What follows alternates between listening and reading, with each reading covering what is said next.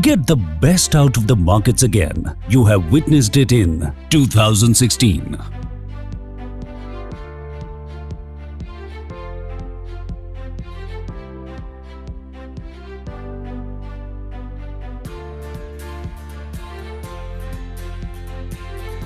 2018.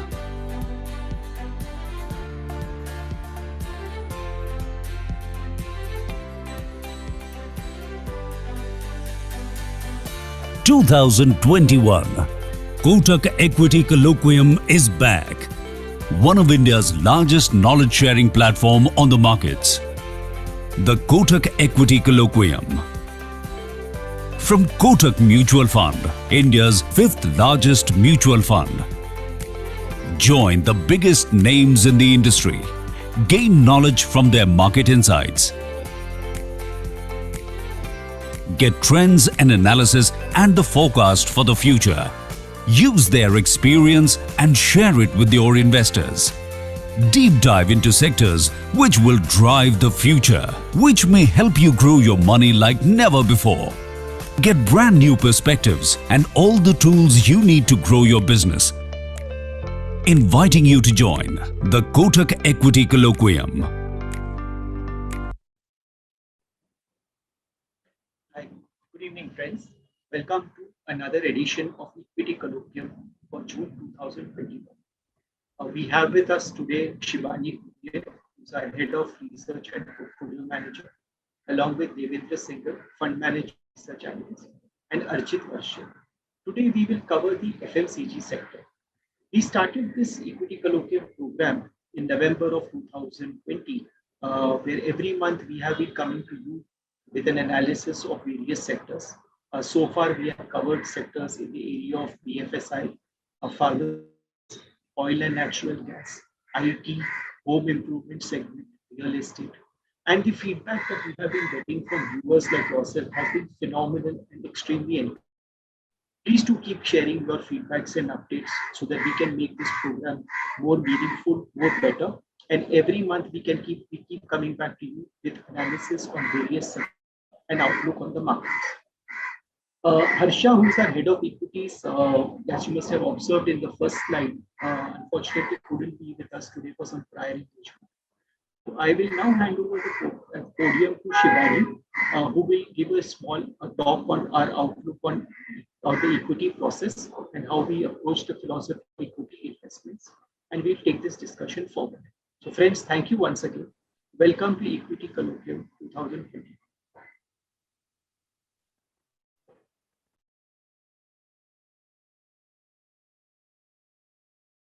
Hello, everyone. Thank you, Manish. I hope all of you are safe and are doing well.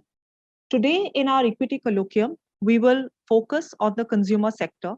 We will analyze some of the key trends that we have observed in the sector and where the pockets of opportunity lie. Our senior analyst and fund manager, Devendra Singhal, and our consumer analyst, Archit Varsha, will provide the details on the same. But before I hand it over to them, I will take a few minutes to update you on our market view.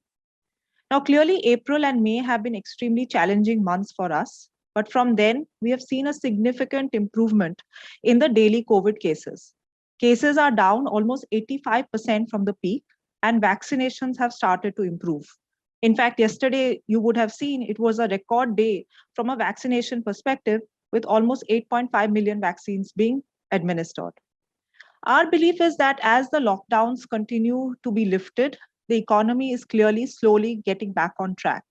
Some of the high frequency economic indicators are also showing recovery in the month of June.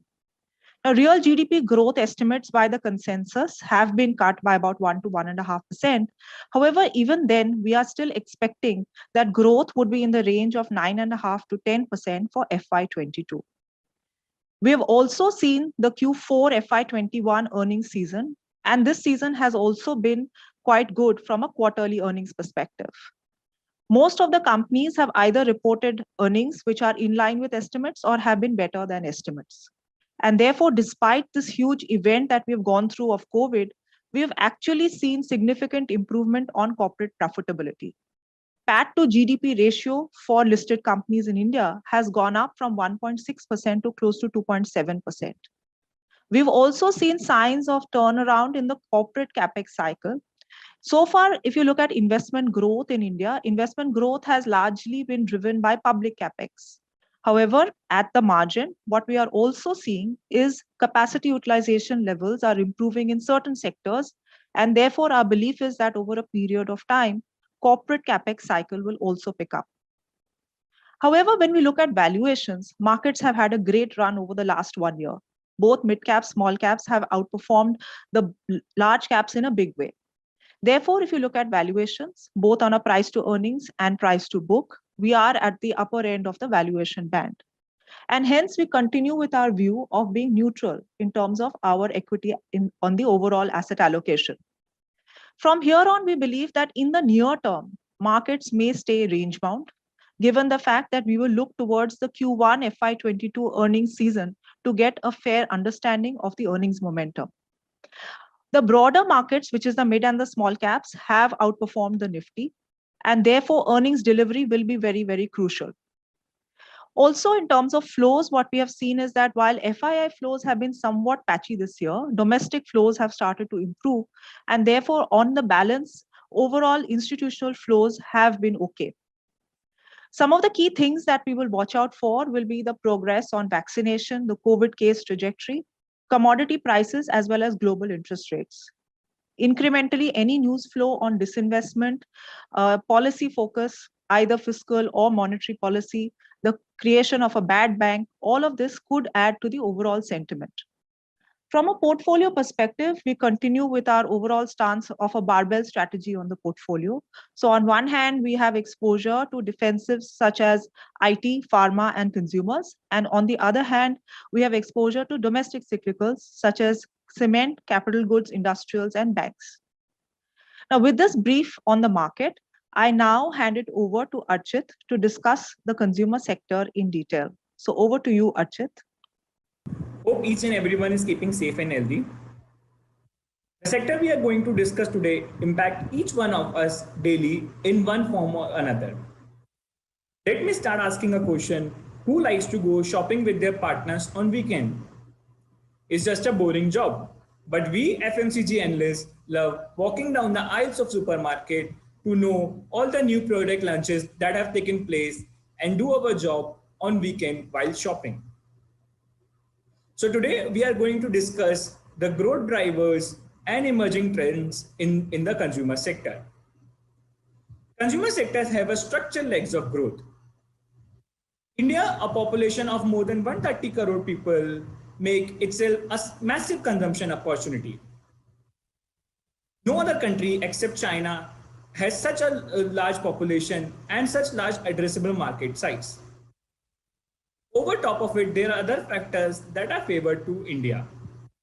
Starting with a young population, India's median age of 28 years and almost 60% of the working age population, as seen in the below chart, makes who are earning income and consuming. Increasing in literacy rate and higher exposure to internet augurs well for consumption. Growth in income in India is expected to continuously increase, which will transform bottom of pyramid economy to truly middle class led one. Consumer spending are also expected to grow from $1.5 trillion today to nearly $6 trillion, that is 4x in next decade. All these factors cumulatively makes India one of the best consumption story in the world. Moving on to the penetration side, most of the new age categories like body wash, dishwash, hand wash have very low penetration and offer a tremendous opportunity to drive penetration-led growth. Even in a category where penetration level is high, such as detergents or soaps, per capita usage is still fairly low, and there is a huge potential to premiumize these products. On per capita basis, our consumption is far lower than the developed world like US and UK. If you compare with the peer countries with similar economic and demographic structure like China and Indonesia, our consumption still remains low. China consumes 4x than India and Indonesia consumes 2x than India, as seen in this chart. If you look at somewhat semi-discretionary categories like alcohol and paints, our per capita consumption is still half of the developed world. In alcohol, our consumption is 5 liters of alcohol per person versus 10 to 12 liters of alcohol in US and UK. That is double of our consumption. On per capita consumption basis, our consumption remains 3 liter versus 12 to 16 liter in Europe and North America. That is 3 to 4x. So there is a huge opportunity to grow. Another leg of growth for consumer sector is rural India. Rural accounts for only 40% of the consumer demand, despite 2/3 of the Indian population lives in rural India. As income in rural India increases, there can be spurt in consumption. Relatively also, penetration rates are lower in rural market versus urban market. Majority of FMCG companies drive less than 40% of revenue from their rural market. Government focus of doubling the farm income and supporting rural economies augur well for rural consumption. Hence, rural remains a key growth driver for consumer companies. Moving on to the near-term tailwinds and headwinds we are seeing in the consumer sectors, we see tailwinds for a rural market. Rural markets saw faster growth recovery during the first wave of COVID, led by lesser restriction on mobilities and better agriculture produce. Currently also, there are multiple tailwinds at play for rural market that makes them attractive. One, better monsoon. IMD predicted better than expected monsoon this year, which augurs well for agriculture produce and rural farm income. This will be the third consecutive better than expected monsoon and is almost going to happen almost after 3 decades. Better monsoon in rural India does not only augur well for rural economy, but also sentimentally positive for overall economy. Secondly, increase in allocation to the rural sector. Government of India in its financial year 21 budget increased outlay towards rural and agriculture sector, which will increase the flow of money and rural income.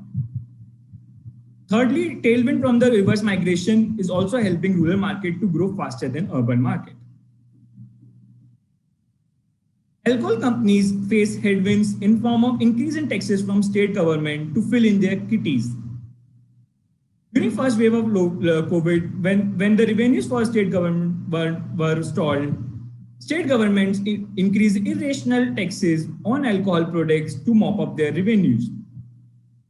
But later on, they realized that increase in taxes led to lower volumes and overall lower revenues for state governments. Learning from the past, in second wave of COVID, they have not increased any taxes and also rolled back all the additional taxes which were levied during the first wave, hence making a regulatory environment conducive for alcohol payer. Taking cues from the global market, demand for alcohol products is also expected to be strong, where the economy has opened up post-vaccination. As you can see in the below headline from a newspaper clipping that the demand has been gone through roof for alcohol products in the market where economy has reopened post-vaccination. We expect similar trends to play out in India. One of the large headwinds that consumer companies are facing is in terms of sharp inflation in input prices. All the major input prices have increased multifold and at multi-decadal high. As you can see, palm oil prices, tea prices, all have increased in multiple times. However, they have corrected in last few weeks. We expect short-term margin pressure for consumer companies. However, strong pricing power exhibited by these consumer companies and moderation expected in second half of the year on these prices will help them to maintain their margin. From here on, my colleague Devender will take you all the emerging trends that are shaping in the consumer sector. Over to you, Devender. Thanks. Hi friends, now I would be talking to you about the emerging trends in the FMCG sector. The first and foremost trend which we're seeing which I want to talk to you about is the shift from unorganized to the organized sector. Multiple tailwinds for acceleration in economy formalization is leading to a shift from unorganized to the organized. The pace of acceleration all started with demonetization, followed by GST, which basically got the entire supply chain into one gambit, followed by corporate tax reduction, which reduced the arbitrage the unorganized players has with the organized players, is also accelerating this shift. And now with COVID, we have seen that COVID has also led to a sharper increase in the formalization of the sector, and we have seen a greater shift happening from the unorganized to the organized, specifically in some categories like biscuits, edible oil, where people are wanting to trust the bigger players better than the small and the local players. One big trend which we're seeing emerging and has been there for quite some time now is the premiumization of the sector. Consumer companies are accelerating premiumization journey led by growth in income and increasing urbanization. As you can see in this chart below, from the mid-20s in 2000, the urbanization rate has actually reached to mid-30s now and is poised to increase further going forward. Premiumization is a growth driver for highly penetrated categories, which we'll see going forward. Share of premium products on a rise. Modern trade and e-commerce has provided legs of growth to premiumization by selling bigger and premium products. Premium products offer higher margins to the consumer companies, and this helps them accelerate their margin profile and profitability. If you look at this chart, you would see that from 2016 to 2019, the premium product went up from 23% of the turnover to 28%, whereas the mid segment went up from 38 to 41. A clear decline can be seen in the mass products, which were around 39% of the total portfolio and has gone down to around 31. Health and hygiene gets long-term boost by COVID-19. This was one category which was always important, but was gaining at a slow pace. Hygiene needs have resulted in improved penetration on key hygiene segments like hand wash, floor cleaner, toilet cleaner, and dishwashing. A category like sanitizer, which was practically non-existent, has seen a big penetration in the last couple of years. Consumer companies are leveraging this trend and are launching many new products under the health and hygiene categories to benefit from the same. Private labels. Threat of private labels. Consumer companies face threat from private labels which offer value pricing and differential access on retail shelf. Impact of private labels is currently restricted to low and mid-price segment and commoditized categories. Categories like home care, packaged food staples are among the segments that face a greater threat. So if you look at its inverted pyramid structure, you would see that household cleaners, detergent bars, hand wash, bakery product, edible oil. These are the categories which are at the most threat from private labels, whereas categories like skincare, oral care, health supplement, nutrition, these are basically seeing lower threats therein. Evolving distribution models. In the past few years, modern retail has grown 3 times faster than the traditional retail and is expected to continue this growth rate over the medium term. This has a huge impact on the consumer companies. On one side, it is leading to premiumization in larger packs, leading to higher realization and better profits, which is on the positive side. On the other side, it is also leading to an increased threat from private labels and a pricing caps to companies' products. E-commerce has been becoming a significant channel for consumer companies. FMCG companies, for one, were practically not using this channel in a big way.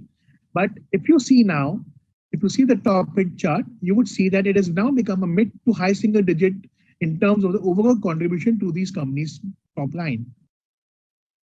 In terms of apps, whereby the COVID has also accelerated digital adoption of apps.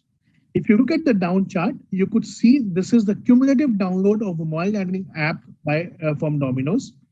And if you see from fourth quarter of FY20, the pace of acceleration has actually increased for the downloads of this app. Another trend we are seeing is the emerging direct-to-consumer brands. Increased internet penetration and shift to digital and online channels is leading to a sharp increase in direct-to-consumer brands, or D2C brands as we know them.